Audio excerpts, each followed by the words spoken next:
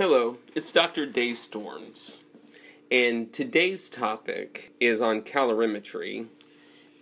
In particular, we're going to be discussing specific heat and heat capacity and how to use a calorimeter and the two types of calorimeters that are out there. And have you ever wondered, if you're eating your food, so for example, I have a bag of popcorn here and it says that there's 120 calories in it. You wondered how they determine the number of calories? Well, we're going to go over how that's done. And remember, a food calorie is actually equal to 1,000 regular calories, which would be equal total. One food calorie is just over 4,000 joules of energy. And so you can try to figure out how much exercise you'd have to do to work off this bag of popcorn. So let's get started. Many times it's difficult to determine what the actual amount of internal energy in a system there is, or the potential chemical energy in the system there is. And so you're going to have to use something called a calorimeter in order to do that. But first, let's discuss heat capacity and specific heat.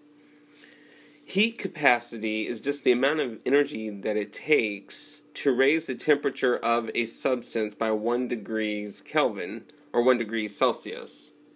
Okay, and that's called the heat capacity. And then the term that we usually talk about is specific heat or specific heat capacity, which your book uses the lowercase s for, but some other texts may use lowercase c. So we define the specific heat capacity or specific heat as the amount of energy it takes to raise the temperature of 1 gram of that substance, whether it's metal or food or what have you, by 1 degree Kelvin or 1 degree Celsius. So specific heat then is going to be equal to the heat transferred divided by mass times the temperature change. So you can think of it either in terms of the way that I have the equation written here. S is equal to Q, which is the heat being released or being absorbed, times M delta T. Or sometimes books will also write it where you talk about the heat of the reaction, the heat being released or absorbed, is equal to the S times the mass times the change in temperature. Either is the same. It's just due to cross multiplication. So the way that we try to measure this, the enthalpy of the reactants and products, is we can actually measure this delta H using calorimetry or using a calorimeter. And we'll discuss this type of calorimeter in a moment. But, well, actually, there are two types. But for example, you can look at the combustion of, methane gas to carbon dioxide and water using what's called a bomb calorimeter.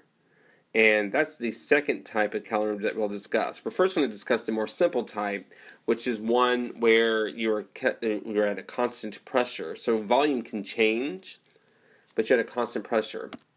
So this is called a constant pressure calorimeter, which can actually be used just doing 2 styrofoam cups.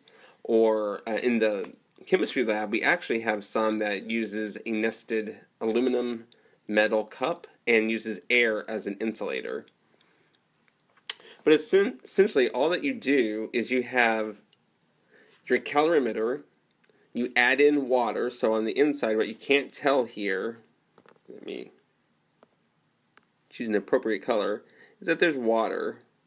You have to know how much water is in the solution. So first off, you need to make sure that you know the mass of the water in grams. Okay? Because water has a known specific heat. You also have a thermometer, and the thermometer, is stuck into the water, so that way it can measure the temperature, and you have some type of stirrer that's going to keep the reaction stirring, so you want the heat or the temperature even throughout the solution. And essentially all you do is you just add in your reactants, and you measure what happens. Now the types of reactions, the one caveat is since this is at a constant pressure, you want to be careful. You don't really want to look at reactions that would change the volume. Say, for example, reactions that release gas. That you're going to use the constant volume or the bomb calorimeter. But many times where like acid-base neutralization reactions, dilution reactions, things like that, you can actually measure in this constant pressure calorimeter. Because what you're going to be measuring is, if this is your reaction occurring, and it's going to be giving off heat, for example, if it's exothermic, it'd be giving off heat, and the water's going to warm up. If it's endothermic, the water will actually warm the substance up, and so therefore it'll be, the temperature of the water will decrease. So let's do an example.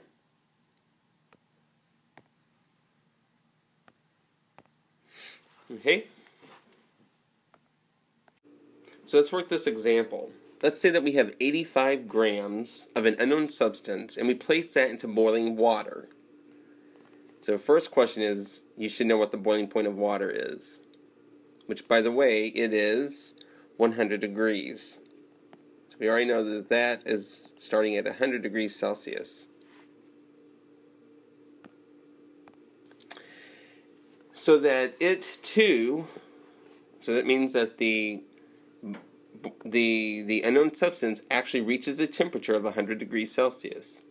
Then we take this unknown substance and we put it into a constant pressure calorimeter. And that calorimeter already contains 125 grams of other water, and that water is known to be at 25 degrees Celsius. We allow the unknown substance to heat this water up in the calorimeter to where the final temperature is 33.5 degrees Celsius. So, the question is, what is the specific heat of this unknown substance? So first off, you need to know what the specific heat of water, and that's given to you. The specific heat of water is known. It's 4.184 joules per grams degrees Celsius. So let's tack this question. The equation for the heat of reaction in a constant pressure calorimeter is Q is equal to the specific heat of a substance times its mass times the change in temperature.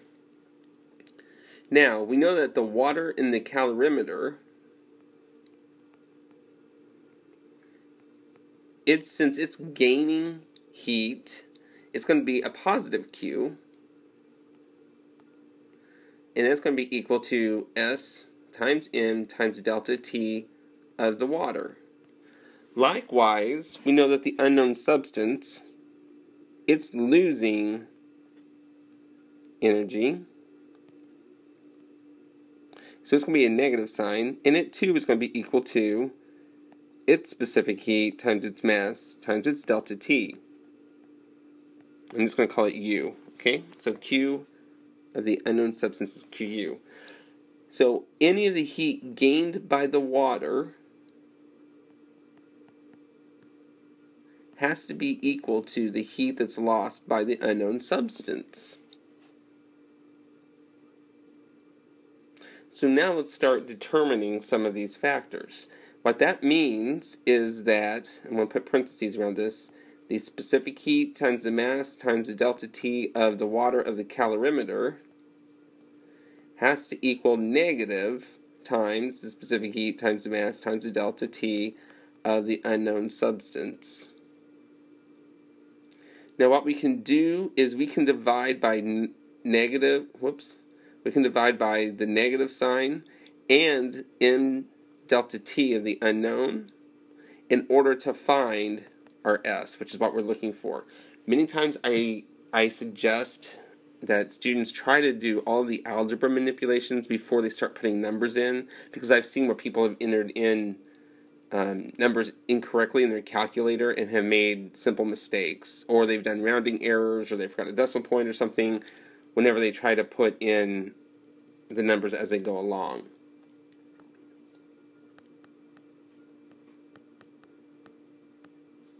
So let's go ahead and divide each side by negative m delta T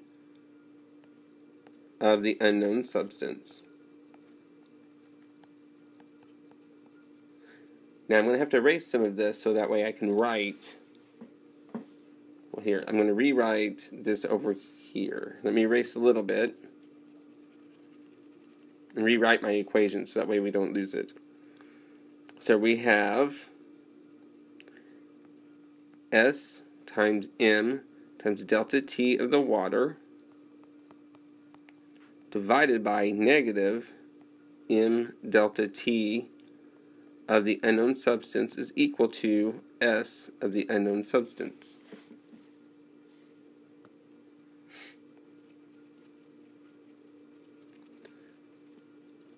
So let's determine what the delta T is for the water in the calorimeter and the delta T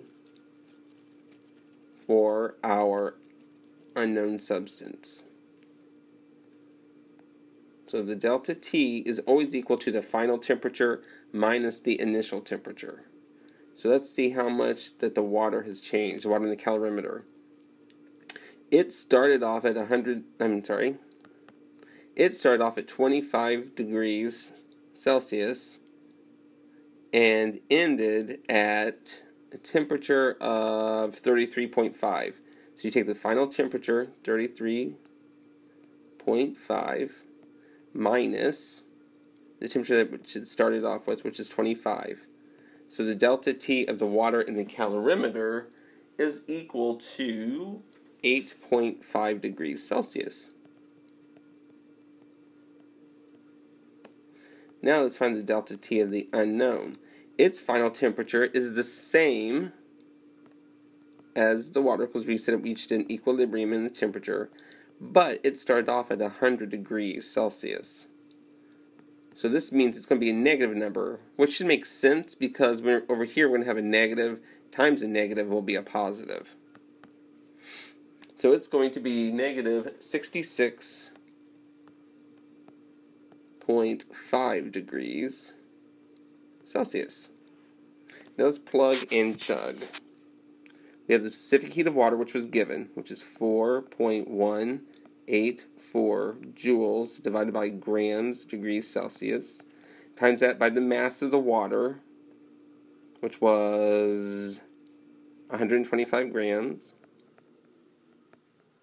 times that by its delta T, which is 8.5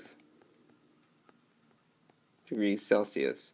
We divide all of this by negative times the mass of the unknown substance, which was 85 grams, times its delta T, which is negative 66.5 degrees Celsius.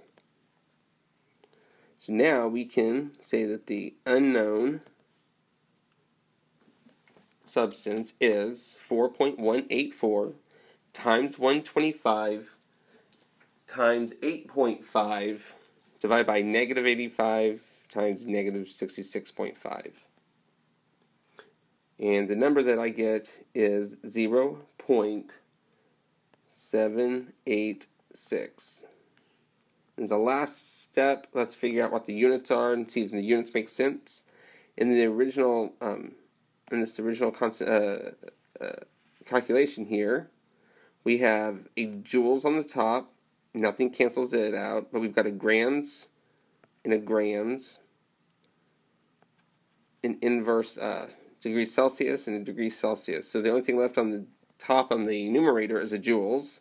So the unit will be joules. And then we have both a grams and a degree Celsius on the bottom, which are the units for a specific heat. So our answer would be the specific heat for the unknown substance really is 0.786 joules per grams degrees Celsius. Now we did the example of a constant pressure calorimeter, which allowed the volume to change. However, there are times when there are reactions where, like, for example, gas is given off, where you don't want the volume to change, and you want to be able to use where you want the volume to stay the same. So therefore, we aren't really looking at the change in enthalpy there. We are truly looking at the change in the internal energy, since the volume is not changing. These reactions are carried out in what's called a bomb calorimeter. Okay, a bomb calorimeter sounds really ominous, but the bomb is a sealed container. Okay, so this sealed container doesn't allow the sample to change in its volume. You put your sample in there, it's sealed so the volume can't change, so that anything given off is going to be reflected into this isolated system where there's water, and the water also can't change its volume either. We still are measuring the temperature of the water, we're still swirling it so that way it's a constant temperature. So what's the advantage to this? Well, the advantage is that we really are looking at the change in delta U, that internal energy, and not the enthalpy. This is the kind of calorimeter that's used to look at the caloric content of food, for example. Because you're wanting to look at the total amount of energy, not just the enthalpy there, in order to determine the number of joules released, which would be the number of calories. Okay? So let's work an example here. Oh, so how does that affect the math? This affects the reaction in a way that causes the math really to become more simple, in the sense that what we have here is that, well, first of all, I'm going to walk you through it, is that the energy of the calorimeter has to be equal to the energy that's given off by the combustion of the reaction. And the energy of the calorimeter is equal to, instead of specific heat, we're talking about the heat capacity of the calorimeter, which is something that can be determined or is already known, times the temperature change of the calorimeters, the water inside the bomb calorimeter. So therefore, the reaction itself, the energy of that reaction, the energy content, the total internal energy, is equal to negative times the heat capacity of the calorimeter times the temperature change. So let's do an example here.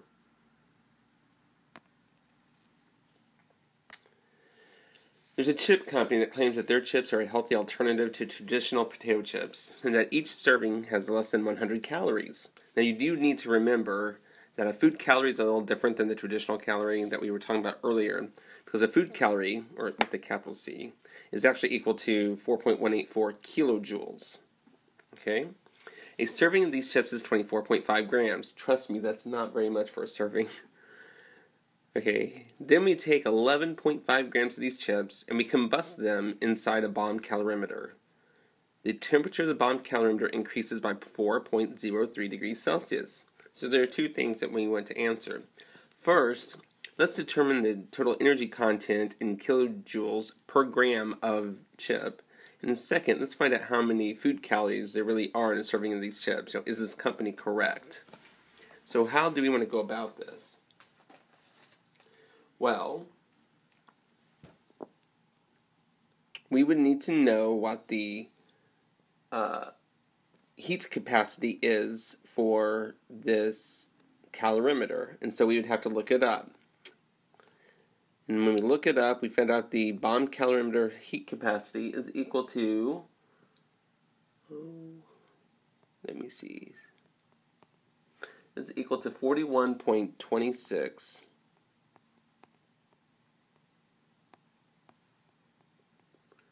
kilojoules per degree Celsius. Okay, that's the heat capacity of our bomb calorimeter. So, the Q of the reaction, the internal energy, is equal to negative C of the calorimeter times delta T, which is going to be equal to negative 41.26 kilojoules degrees Celsius times the delta T. And it says that it increases by 4.03 degrees Celsius. So the degrees Celsius cancel, and we get an answer of 14 point, skipping ahead. We get an answer of 166.28 kilojoules. Technically that's negative because the fact is that it's being given off by the system. Now the question is asking what's the energy content in kilojoules per grams. This is not going to be negative, so we just take that number, the 166.28, because we're wanting to know the potential energy. We divide it by the total number of grams that we had, and we were using 11.5 grams in our sample that we put in the bottom calorimeter. Now, we take 166.28, we divide it by 11.5, we get an answer of approximately 14.5 kilojoules per gram. So that's the answer to the first part of the question, or the first question I should say.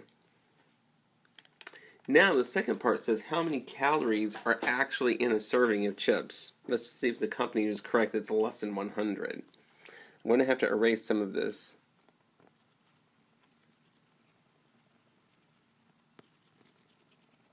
We're going to have to use the information that we just found in order to determine the amount that's actually in the serving.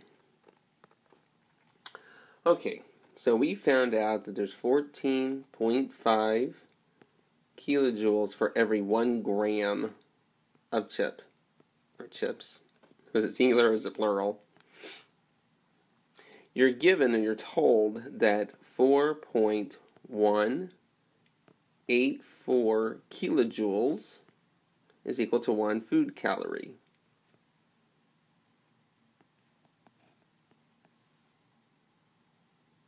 So we're trying to find the number of calories in 1 serving. So 1 serving, the company says, is equal to 24.5 grams. Now let's check to see if everything cancels out. That should cancel out. We have a kilojoules on top and a kilojoules on bottom. We have a gram on the bottom and grams on the top. So the only thing that we're left with is the calories, or the number of calories per 1 serving, which is what we're really trying to find. So we multiply by everything on the top, which is 14.5 times 24.5, and divide by 4.184. And we come up with an answer of 85, or technically 84.9.